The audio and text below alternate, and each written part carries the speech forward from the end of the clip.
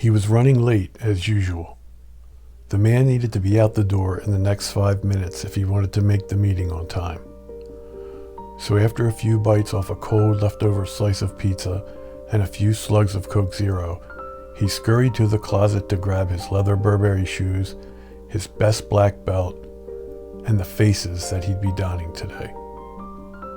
He kept them in a box next to his baseball caps and neckties, various facades that he'd wear for whatever the particular occasion called for. He had one for every situation. Masks of distorted perceptions, veils of false realities. The man was a master at finding the perfect face to present whatever disguise of himself he wanted to. And today, he'd need many to get through this meeting. He was a first-timer at this particular business network luncheon, full of overzealous A-type personalities looking to schmooze. With their glossy business cards in hand, rehearsed pitches on point, and toothy grins finely tuned, the group mingled about during the introduction portion of the meeting. Then, it was the individual presentation time, and since the man was the new guy, he was first up. He was now on the clock and knew the show was starting, the judging about to commence.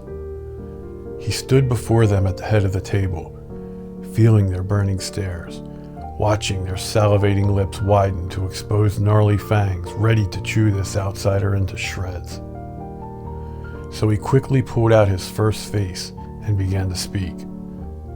His voice was loud and reverberated with authority. He stood straight and powerful with shoulders back and used big, important words like acquiesce and capitulate. He was far from a supremely confident man, and he barely even finished high school, but his face was fooling them all and fooling them well. The presentation moved along, and he inconspicuously replaced his mask with another. During his speech, the man's knockoff Rolex just happened to slide from under his shirt cuffs and become visible as he placed his palms on the butt of the conference table, a technique for effect he had mastered through the years. He could see a few of them checking it out and reveled in their envy, their imaginings of his wealth and status. Of course, under the mask, he was living in a small suburban apartment, in debt up to his eyeballs and completely ashamed and embarrassed of his financial lot in life. But the show must go on. He had to keep the charade alive. He quickly put on his last face and ended his presentation with an anecdotal story chock full of funny one-liners and inspirational fluff. This would surely convince them that he was a cheerful guy with a real positive attitude and motivational outlook on life. A fine example of the man who has it all together, the perfect display of the perfect man. And as he walked back to his seat amidst the claps of adoration, acceptance, and approval, he hoped like hell they couldn't see all the pain and insecurity behind this face. All the negative emotions, all the dysfunction, the total contradiction of everything he just said, because he was anything but the man he just presented them. His many faces, they had worked. He had fooled them all. And as he sat and listened to the other men in the group, watched them fumble with their own faces and masks, he realized that these exaggerations and lies and sleights of hand were born not from malice or bad intentions, but rather from survival, from instincts, from centuries of social norms and pressures. We all sat in that room knowing full well that each of us was telling his own fantastic tale of grandeur. We were frauds, all of us. But being a fraud was a hell of a lot easier than being exposed and naked and vulnerable, being weak, being a failure, being less of a man.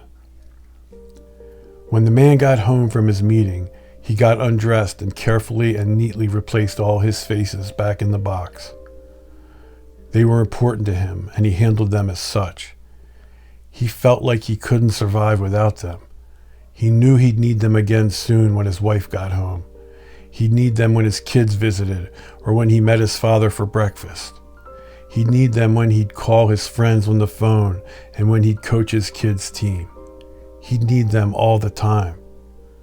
The man would sometimes dream of the day he could throw them all away, but deep down, in places he rarely visited, he knew he'd probably keep them forever. That evening, he went into the bathroom to clean up before bed, and after washing his hands in the icy water, his spine straightened and he was standing erect. What he saw startled him at first. As he grabbed for the towel and began to mindlessly dry his hands, he paused and reflected for a moment.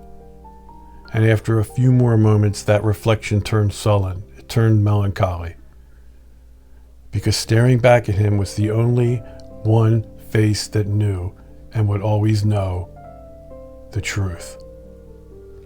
Until next time, stay classic.